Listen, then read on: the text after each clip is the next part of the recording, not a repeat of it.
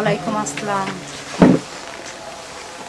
ভাই ভালো আছেন? জি, আল্লাহর অশেষ মেহেরবানি, আলহামদুলিল্লাহ ভালো আছি। আপনারা সবাই ভালো তো? হ্যাঁ হ্যাঁ আলহামদুলিল্লাহ। মুখ বেঁধে রাখছে কেন? একটু খোলো তো মা, মুখটা দেখি। হ্যাঁ, ও আসলে একটু পর্দানসীন। ও কোনো পুরুষ লোকের সামনে বাইর হয় না। ও ভাবছিল যে এখানে কোনো পুরুষ লোক আছে, এই জন্য মুখটা বাঁধে রাখে। ও আচ্ছা, এখন তো কেউ নাই, একটু খোলো দেখি। তা মা, মুখটা একটু খোলো।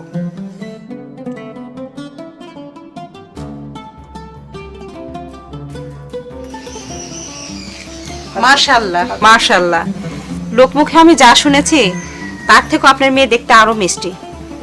তো আমার ছেলের জন্য আমি ওকে নিতে চাই। তা ছেলে কি করে? কি যে করে ওইটাই তো বড় সমস্যা।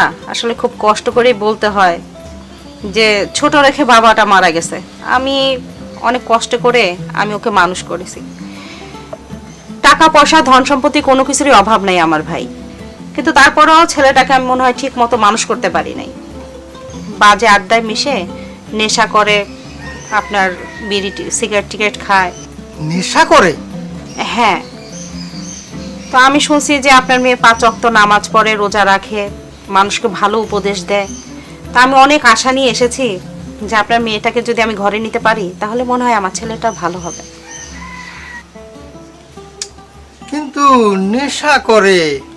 বাবা, আমি রাজি, তুমিও রাজি হয়ে যাও। তুমিই তো আমাকে শিক্ষা দিছো ভাঙাকে গড়া, মন্দকে ভালো করা। আমার কথাতে অনেকেই তো ভালো হয়েছে না। আমি একটু চেষ্টা করে দেখি না ওনাকে ভালো করতে পারি কি না। আমার বিশ্বাস আমি ওনাকে ভালো করতে পারবো।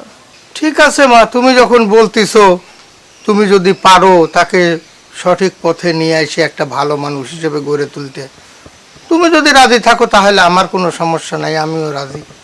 দেখো, তুমি চেষ্টা করো। তাহলে ভাই আগামী শুক্রবার আমি মেয়েটাকে তুলে নিয়ে যাব। আগামী শুক্রবার? হ্যাঁ আগামী শুক্রবার, মানে দেরি করতে চাচ্ছি না আমি। আচ্ছা, ইনশাল্লাহ আমার কোনো সমস্যা নাই। ঠিক আছে, আপনারা যদি ডেট করেন তাহলে ওইটাই ফাইনাল।